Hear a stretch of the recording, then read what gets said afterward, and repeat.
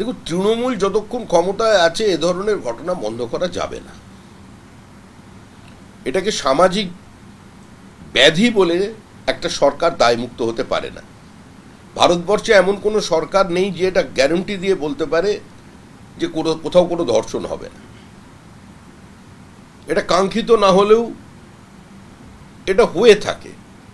কিন্তু প্রশ্ন হলো সরকার বা পুলিশ কিভাবে ঘটনার পরে বিষয়টাকে অ্যাড্রেস করছে।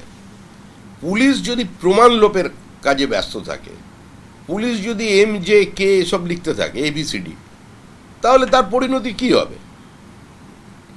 যে মেয়েটি ওখানে গিয়ে আক্রান্ত হলেন, তার খরচ দিল কি না এলো, তার সামাজিক অবস্থাটা কোথায় গেল সেটা কেউ ভেবে দেখেছে? এই সময়ের কোনো মূল্য এই মুহূর্তে মানুষের কাছে নেই।